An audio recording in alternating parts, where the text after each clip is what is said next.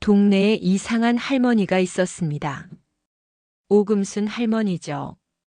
80살의 이 노파는 매일 같은 시간에 동네를 돌아다니곤 했어요. 주민들은 그녀를 볼 때마다 코를 막고 얼른 지나쳤습니다. 할머니의 옷은 언제나 허름했고 때가 꼬질꼬질 묻어 있었죠. 저 할머니 또 오셨네. 냄새 나니까 얼른 피해가자. 동네 아이들은 할머니를 보자마자 이렇게 속삭이며 달아났습니다. 하지만 금순 할머니는 이런 반응에 전혀 개의치 않는 듯 했어요. 매일 같은 시간, 똑같은 루트로 동네를 한 바퀴 돌고 나서 가장 마지막에 들르는 곳은 항상 은행이었습니다. 할머니, 오늘도 오셨네요. 창구 직원 박대식은 억지 미소를 지으며 인사했어요. 하지만 그의 눈빛은 불쾌함을 감추지 못했습니다. 금순 할머니는 지갑에서 낡은 통장을 꺼내 그에게 건넸어요. 이거 좀 확인해 주시겠어요? 사실 금순 할머니의 젊은 시절은 지금과 전혀 달랐습니다. 그녀는 한때 억척스러운 사업가였죠. 30살 무렵부터 부동산에 눈을 떠적은 자본으로 시작해 차근차근 땅을 사모았어요. 그리고 부동산 개발 붐이 일어나자 그녀가 가진 땅은 금싸라기가 되었습니다. 그날도 금순 할머니는 여느 때와 다름없이 은행을 찾아갔어요. 하지만 그날따라 은행은 유난히 사람들로 붐볐습니다. 어휴, 저 할머니 냄새 정말. 한 여자가 코를 막으며 말했습니다. 왜 저런 사람도 받아주는 거야? 냄새 때문에 은행에 있을 수가 없네. 양복을 입은 중년 남성도 불만을 토로했죠. 할머니, 오늘도 잔액만 확인하실 건가요? 박대식의 목소리에는 짜증이 묻어 있었어요. 금순 할머니는 고개만 끄덕였습니다. 박대식은 통장을 받아 확인한 후 빠르게 돌려주며 말했죠. 제발 좀 목욕하고 오시면 안 될까요? 다른 손님들이 많이 불편해하세요. 그때 지점장 최 부장이 나섰습니다. 죄송합니다만 할머님, 저희 은행은 다른 고객들도 이용하는 공간이라서요. 오늘은 업무를 보실 수 없을 것 같습니다. 깨끗하게 정리하고 다시 방문해 주시겠어요? 금순 할머니는 아무 말 없이 최 부장을 바라봤습니다. 그녀의 눈빛에는 슬픔이 어려 있었죠. 하지만 할머니는 곧 고개를 끄덕이며 천천히 은행을 나갔어요. 할머니가 나간 후 최 부장은 박대식에게 물었습니다. 그 할머니 매일 오나요? 네, 거의 매일 오세요. 항상 잔액만 확인하고 가시는데 솔직히 좀 피곤해요. 박대식이 대답했죠. 그 계좌 상태는 어때요? 최 부장이 물었습니다. 박대식은 컴퓨터를 켜고 할머니의 계좌 정보를 입력했어요. 그의 눈이 갑자기 커졌습니다. 이게 말이 돼요? 왜, 뭐가 문제죠?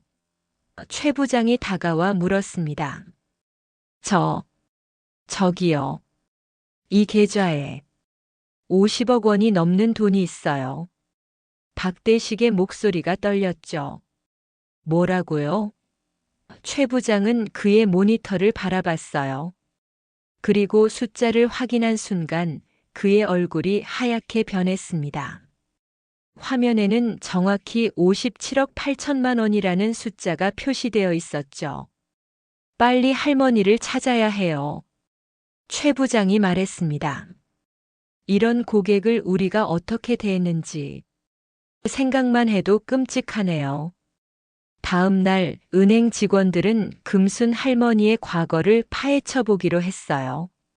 조사를 시작한 지 불과 몇 시간 만에 놀라운 사실들이 드러났습니다. 오금수는 단순한 노파가 아니었죠. 그녀는 한때 부동산업계에서 손꼽히는 거물이었어요. 믿기 힘들군요. 최 부장은 금순 할머니의 옛 사진을 보며 말했습니다.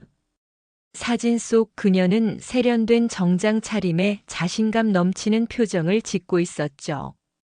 오금순, 한때 여성 부동산 재벌로 불렸던 인물이에요. 서울 강남 개발 초기에 대규모 토지를 사들여 엄청난 부를 축적했죠.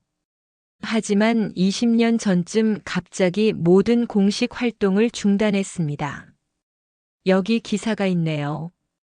가족 간 재산 분쟁이 있었다고 해요. 아들 둘이 어머니의 재산을 두고 서로 다투다가 법정까지 갔다고 합니다. 아마도 돈에 대한 트라우마가 있으신 것 같아요. 돈 때문에 가족을 잃고 친구도 잃었으니 어쩌면 돈에 집착하지 않는 삶을 살기로 결심하신 게 아닐까요? 금순 할머니가 은행에 들어서자 분위기가 일순간 변했어요. 어제까지만 해도 코를 막던 직원들이 웃는 얼굴로 인사를 건넸습니다. 지점장 최 부장은 급히 맞이하러 나왔죠. 어르신, 어서 오세요. 저희가 특별 상담실로 모시겠습니다. 최 부장의 얼굴에는 과장된 미소가 번졌어요. 금순 할머니는 의아한 표정으로 그를 바라봤습니다. 왜 갑자기 이러시나요? 어제는 저보고 나가라고 하셨잖아요. 어르신, 사실은 최 부장이 입을 열었어요. 어제 저희가 어르신의 계좌를 확인했습니다. 그리고 어르신이 얼마나 중요한 고객이신지 알게 됐죠. 정말 죄송합니다. 솔직히 말씀해 보세요. 금순 할머니가 말했어요. 만약 제 계좌에 5천만 원만 있었다면 지금도 저를 이렇게 대접하셨을까요? 최 부장은 대답을 망설였죠. 그의 침묵이 이미 답을 말해주고 있었습니다. 은행 밖에는 벌써 기자들이 몰려들고 있었어요. 잊혀진 부동산 재벌의 귀환, 수십억 원을 가진 채 허름하게 사는 할머니와 같은 제목의 기사가 퍼지기 시작했죠. 사실 이런 날이 올 거라고 예상은 했어요. 언젠가는 내 정체가 드러날 테니까요. 나는 젊었을 때부터 돈을 벌기 위해 모든 것을 바쳤어요.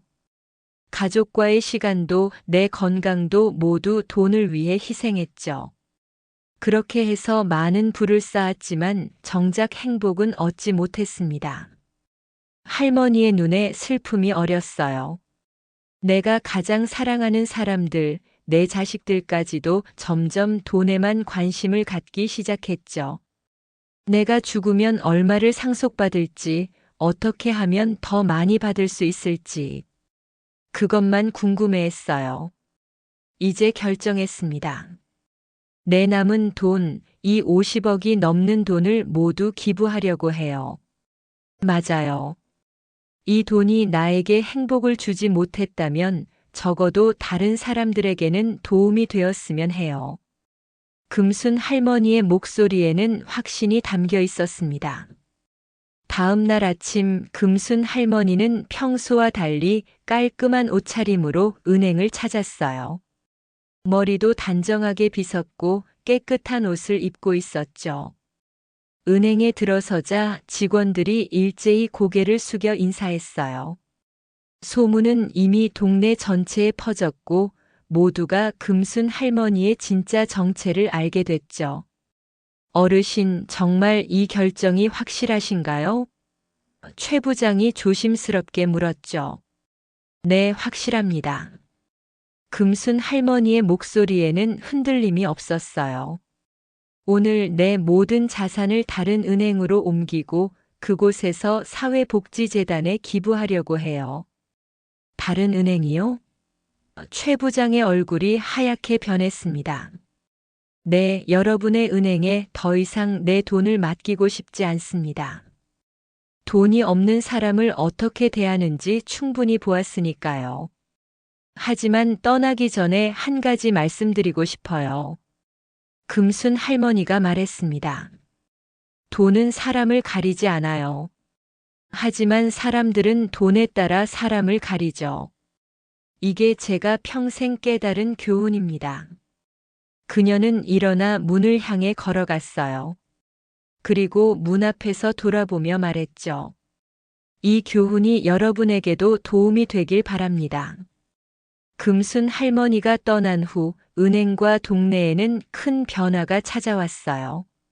할머니의 이야기가 전국적으로 화제가 되면서 은행은 심각한 이미지 타격을 입었습니다. 본사에서는 즉각 조치에 나섰어요.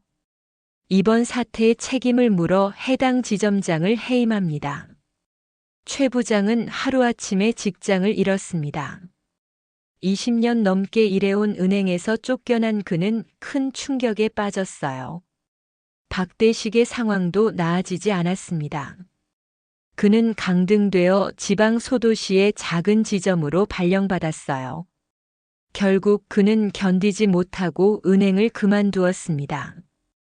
은행의 피해는 여기서 그치지 않았습니다. VIP 고객들이 줄줄이 계좌를 해지하기 시작했어요.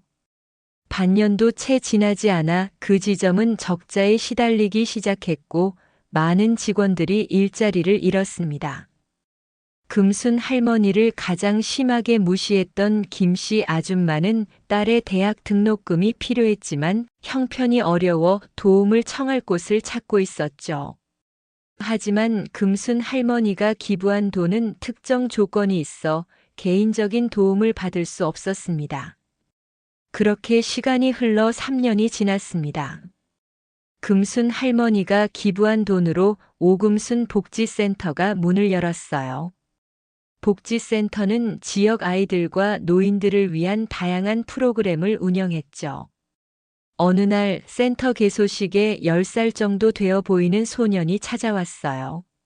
안녕, 여기에 왜 왔니? 센터 직원이 다가가 물었죠. 금순 할머니요. 제가 버스 정류장에서 우연히 만났는데 할머니가 이 센터에 와보라고 하셨어요. 직원은 놀란 표정을 지었습니다. 내 이름이 뭐니? 민수예요. 소년이 대답했습니다. 민수야, 이제부터 이 센터에서 마음껏 놀고 공부해도 좋아. 이곳은 금순 할머니가 너 같은 아이들을 위해 만든 곳이니까. 소년의 얼굴에 환한 미소가 번졌어요. 그리고 그 미소 속에서 금순 할머니의 따뜻한 마음이 계속해서 이어지고 있음을 모두가 느낄 수 있었습니다.